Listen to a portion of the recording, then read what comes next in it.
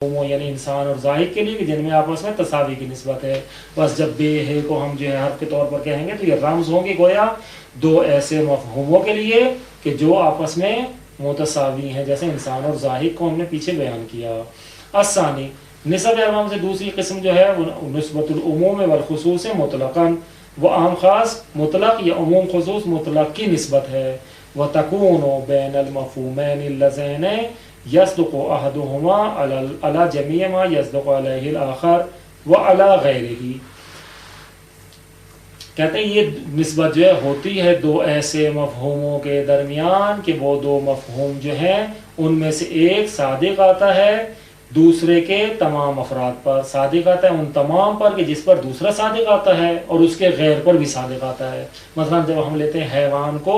تو حیوان وہ پہلا ایسا مفہوم ہے کہ جو صادق آتا ہے انسان کے تمام ان افراد پہ کہ جن پر انسان صادق آتا ہے، اور اس کے علاوہ پر بھی صادق آتا ہے، یعنی غیر انسان پر بھی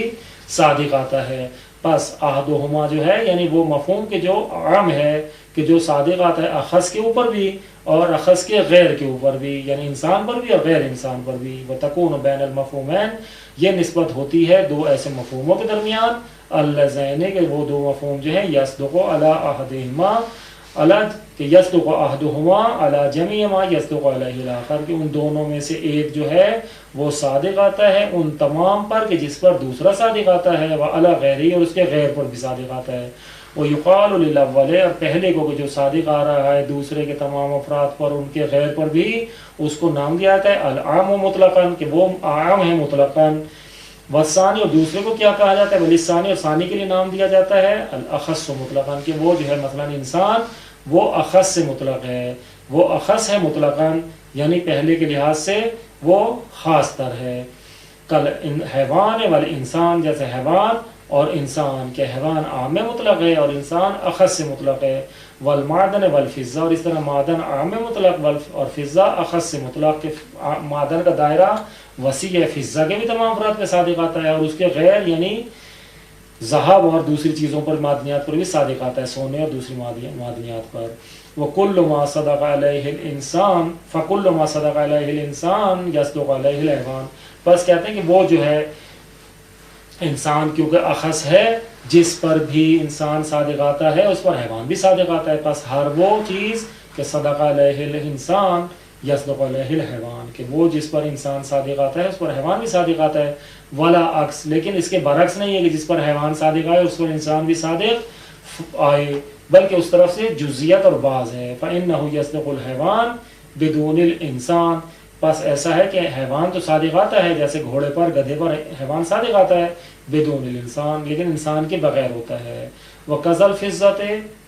الْفِضَّةُ وَالْمَعْدَنُ اسی طرح فضہ اور معدن ہے کہ فضہ جس پر صادق آئے اس پر معدن بھی صادق آتا ہے، لیکن اس کے برعکس نہیں ہے کہ جس پر معدن صادق آئے اس پر فضہ بھی صادق آئے، کیونکہ ہو سکتا ہے کہ ایک چیز پر معدن صادق آئے لیکن بدون فضہ ہو.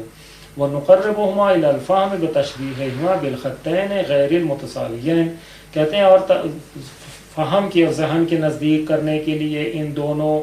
مفہوموں کو کہ جن کے درمیان عموم خصوص مطلق کی نسبت ہے ہم دونوں مفہوموں کو ذہن کے قریب کرنے کے لیے دو ایسے خطوں کے ساتھ تشبیہ دیتے ہیں کہ جو دونوں خط غیر متساوی ہیں، یعنی ان کے درمیان تساوی کی نسبت نہیں ہے. کیوں؟ کیونکہ ان دونوں مفہوموں میں تساوی کی نسبت نہیں ہے، ایک مفہوم عام ہے ایک مفہوم اخص ہے، تو پس دو ایسے خطوں کے ساتھ تشبیہ دیں گے کہ جو مساوی نہیں ہیں.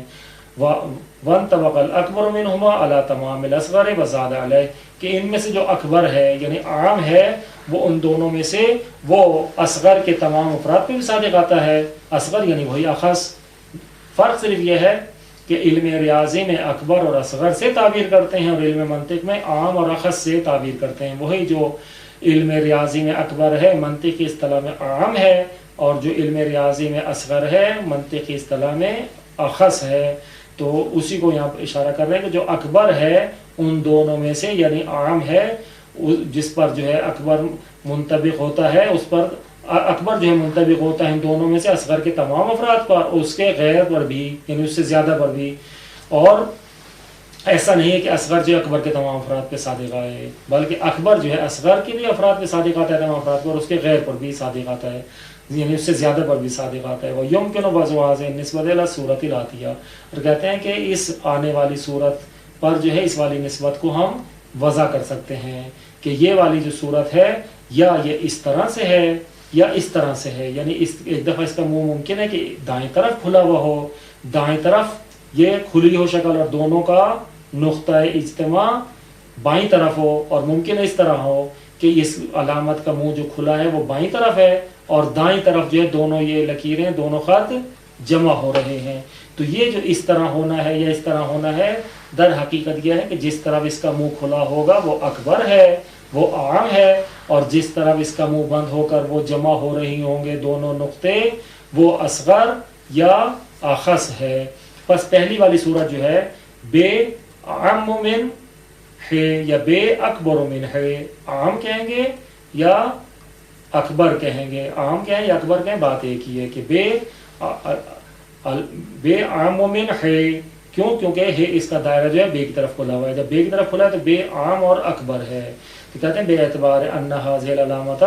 اس اعتبار سے کہ یہ والی علامت جو ہے تدل علی ان ما قبلها عام مطلقا مما بعدها، اس لحاظ سے کہ یہ والی علامت جب دائیں طرف اس کا منہ کھلا ہوا ہے تو یہ والی علامت دلالت کرتی ہے اس چیز پر کہ اس کا ما قبل جو ہے وہ ما بعد سے عام ہے، ما بعد اخص ہے اور ما قبل جو ہے عام ہے. کیوں؟ کیونکہ ما قبل کی طرف منہ کھلا ہوا ہے. وہ تقرأ عام مطلقا من، اور اس کو جو ہے پڑھا جاتا ہے عام مطلقا من. تقرأ یا تقرأ کہہ دیں کہ تو پڑھتا ہے، نہیں تو بہتر یہ ہے کہ تقرأ، کہ تو کہ پڑھا جاتا ہے اس والی علامت کو عام من، کہ یہ جو ہے عام مطلقا من، کہ یعنی کہیں گے بے عام مطلقا من ہے، کہ بے جو ہے وہ عام مطلق ہے، من ہے یعنی ہے سے. کما تقرأ فی العلوم الریاضیہ اکبر من، جس طرح کہ پڑھا جاتا ہے اس والی علامت کو علم ریاضی میں اکبر سے. منطق میں عام سے تعبیر کرتے ہیں اور علم ریاضی میں اکبر من سے تعبیر کرتے ہیں. وَيَسِعُ أَن نُقَلِّبُهَا وَنَضَعُهَا عَلَى هَذِهِ الصُّورَةِ، اور کہتے ہیں یہ بھی ممکن ہے اور یہ بھی صحیح ہے کہ ہم اس والی علامت کو منقلب کر دیں، پھیر دیں. نقلبها یعنی اس والی علامت کو پلٹا دیں، اس کو برعکس کر دیں اور اس کو قرار دیں اس والی صورت میں کہ اس کا منہ جو ہے بائیں طرف کھل جائے. جب بھی بائیں طرف کھل جائے گا تو اس کا ماقبل اخص و مطلق ہو جائے گا، اصغر ہو جائے گا. وہ تقرأ اور پڑھا جائے گا اس والی صورت میں کہ جب اس کا منہ بائیں طرف کھلے گا تو اخص و مطلقاً، کہ یہ جو ہے اخص و مطلق ہے، یعنی کہیں گے ہے اخص و مطلقاً من ہے، کہ یہ جو ہے یہ اخص ہے بے سے اور بے جو ہے عام ہے. کما تقرأ فی العلوم الریاضیہ، جس طرح کہ پڑھا جاتا ہے اس والی علامت کو علوم ریاضیہ میں اصغر من سے، کہ جب اس کا منہ بائیں طرف کھلا ہو تو پھر کہیں گے اصغر من. فتدل علی ان ما قبلها اخص مطلقا مما بعدها، بس یہ والی علامت جب پلٹ جائے گی اور اس کا منہ بائیں طرف کھلے گا تو یہ دلالت کرے گی کہ اس کا ما قبل جو ہے اس کے ما بعد سے اخص ہے اور ما بعد جس طرف اس کا منہ کھلا ہوا ہے وہ عام ہو گیا ہے. الثالث، تیسری جو نسب اربعہ میں سے ہے نسبت العموم والخصوص من وجہ، وہ عام خاص من وجہ ہے کہ جب دو مفہوموں کے درمیان ایسی نسبت ہو کہ جس میں دونوں جو ہے جمع ہو لیکن دونوں کا علیحدہ علیحدہ مادہ افتراق ہو جو انہی کے ساتھ خاص ہو. وہ تکون بین المفہومین اللذین یجتمعان فی بعض مصادیقہما، کہتے ہیں ہوتی ہے یہ والی نسبت جو ہے دو ایسے مفہوموں کے درمیان کہ وہ دونوں مفہوم جو ہیں جمع ہوتے ہیں لیکن اپنے دونوں کے بعض مصادیق میں جمع ہوتے ہیں، کہ بعض مصادیق میں دونوں کا مادہ اجتماع ہے لیکن جو دونوں کے علیحدہ علیحدہ مصادیق ہیں جن میں وہ جمع نہیں ہوتے وہ دونوں کا اختصاصی مصادیق ہیں کہ جن میں وہ علیحدہ علیحدہ دونوں صادق آتے ہیں اور دوسرا عنوان اس پر صادق نہیں آتا. وَيَفْتَرِقُ كُلُّ مِنْهُمَا عَنِ الْآخَرِ فِي مَصَادِقَ تَخُصُّهُ، اور کہتے ہیں کہ جدا ہو جاتے ہیں ان دونوں میں مفہوموں میں سے ہر ایک، پہلا مفہوم بھی دوسرا بھی. وَيُفْتَرَقُ، اور جدا ہو جاتے ہیں، افتراق ہو جاتے ہیں ان دونوں مفہوموں میں سے ہر ایک کا عن الآخر دوسرے سے فی مصادق، ایسے مصادیق میں تخصُّہ جو اسی کے ساتھ خاص ہیں. مثلا جو ہم نے پہلے مثال دی تھی کالطیر والاسود، جیسے پرندہ اور سیاہی. پرندہ اور سیاہی جو ہے دو ایسے مفہوم ہیں کہ جب ایک مادہ میں اجتماع کرتے ہیں تو اس مادہ کے علاوہ جو باقی مصادیق ہیں ان میں جو ہے دونوں ایک دوسرے سے علیحدہ ہو جاتے ہیں اور وہ مصادیق ایسے ہیں کہ جن میں وہ خود ان مصادیق میں اختصاص رکھتا ہے ان میں سے ہر ایک، کہ وہ مصادیق ایسے ہیں جو انہی اپنے مفاہیم کے ساتھ خاص ہیں اور ان پر کوئی اور مفہوم صادق نہیں آتا. مثلا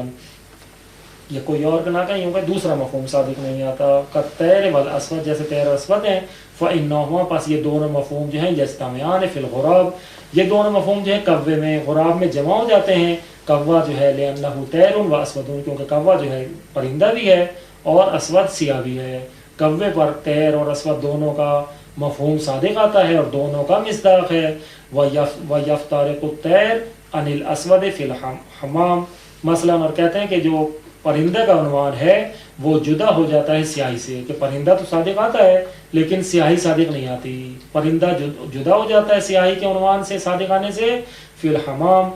اس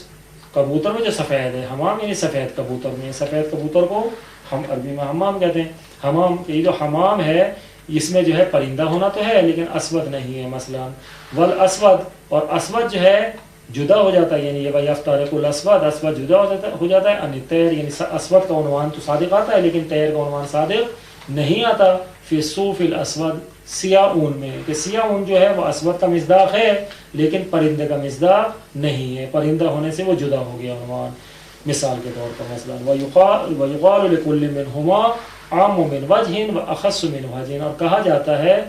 ایسے مفہوموں کو کہ جو ایک مصداق میں جمع ہوں اور باقی مصادیق میں دونوں جمع نہ ہوں، دونوں کے مادہ افتراق ہوں، تو کہا جاتا ہے ان دونوں میں سے ہر ایک کے لیے کہ ہر ایک جو ہے عام من وجہ و اخص من وجہ، کہ ایک لحاظ سے دونوں عام ہیں کہ ایک دوسرے پر صادق نہیں آ رہے، اور یا یوں کہیں کہ عام ہے کہ دونوں ایک دوسرے پر صادق آ رہے ہیں، دونوں عام ہیں اس لحاظ سے کہ اس پر یہ عنوان بھی صادق آ رہا ہے وہ عنوان بھی صادق آ رہا ہے. اور اخص من وجہ اس لحاظ سے کہ اخص ہے، ایک عنوان صادق آ رہا ہے دوسرا عنوان صادق نہیں آ رہا، خاص ہے یعنی ایک ہی عنوان ان پر صادق آتا ہے اور ان مصادیق پر دوسرا عنوان صادق نہیں آتا. وَنُقَرِّبُهُمَا إِلَى الْفَهْمِ بِتَشْبِيهِهِمَا بِالْخَطَّيْنِ الْمُتَقَاطِعَيْنِ هَكَذَا، اور کہتے ہیں کہ ہم جو ہے فہم اور ذہن سے نزدیک کرنے کے لیے اس والے دونوں مفہوموں کو تشبیہ دیتے ہیں دو ایسے خطوں کے ساتھ کہ وہ دونوں خط جو ہے ایک دوسرے کو کاٹنے والے ہیں، یعنی ضرب اور کراس کی علامت، کہ جب ہم کراس کی ضرب کی علامت بناتے ہیں تو یہ علامت جو ہے ایک خط دوسرے خط کو کاٹ رہا ہوتا ہے. تو یہ جو دو خط ہیں متقاطعین ہیں، ایک دوسرے کو کاٹنے والے ہیں، اس طرح سے یلتقیان فی نقطۃ مشترکۃ،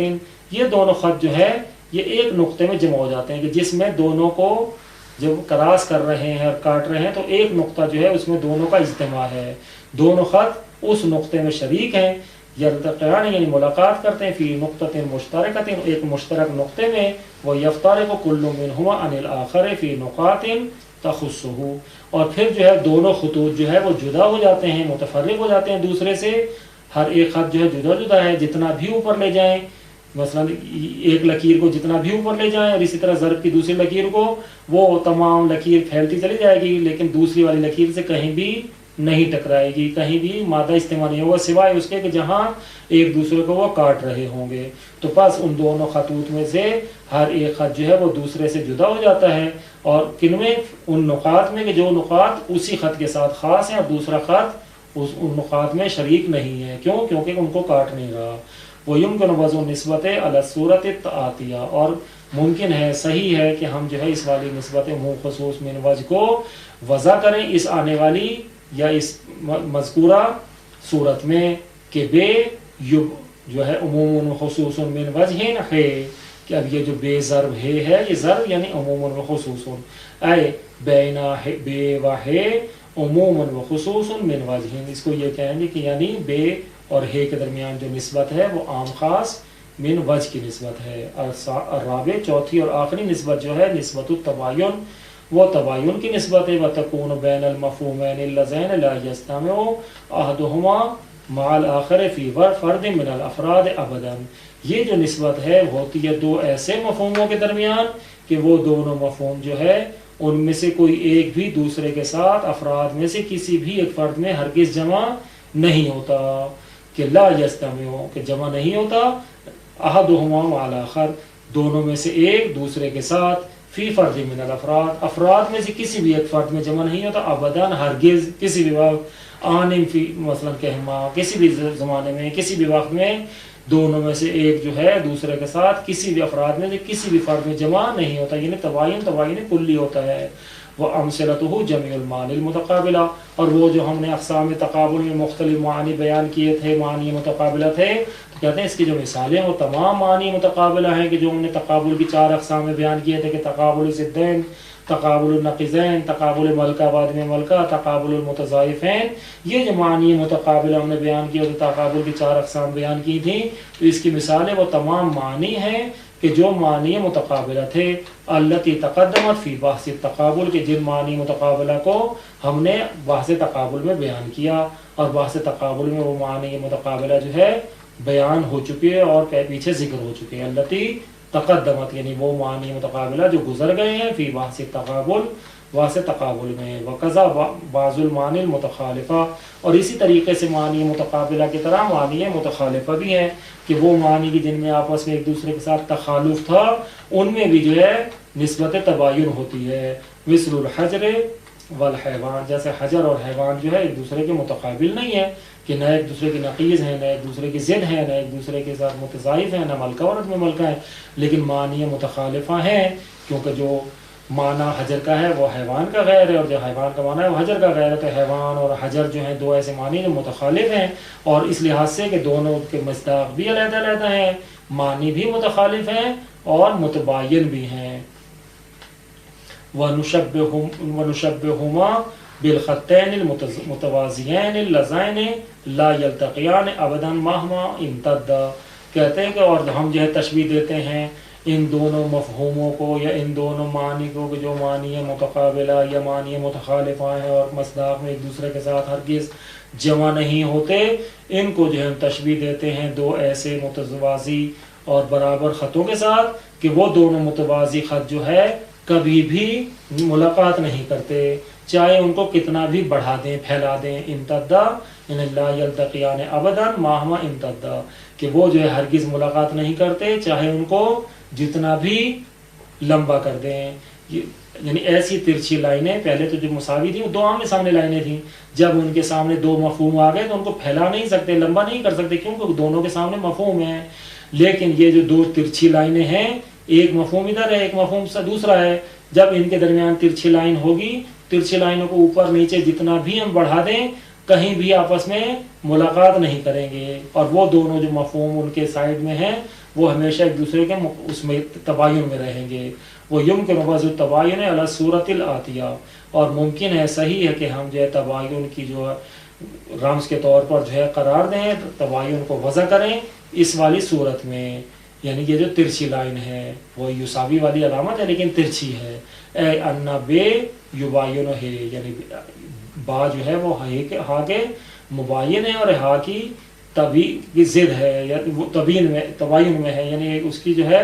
اس میں تباین کلی ہے اور کسی بھی فرد میں جمع نہیں ہوتے، اس کو کہیں گے بے یباین ہے۔ تو یہ جو نسبت اربع کی 4تھی قسم ہے، یہاں یہ والی بحث ختم ہوتی ہے۔ اگلی بحث جو ہے انہی نسب اربع کی نقیضوں میں ہے کہ اس میں تھوڑا سا مطالعہ کر کے آئیں، اور مطالعے کے بغیر جو ہے جب تک نسب اربع کا مطالعہ نہیں کریں گے ان کی جو نسب اربع کی جو نقیضوں میں نسبت ہے وہ آپ کی سمجھ میں نہیں آئے گی۔ اللہم صلی علی محمد و علی محمد۔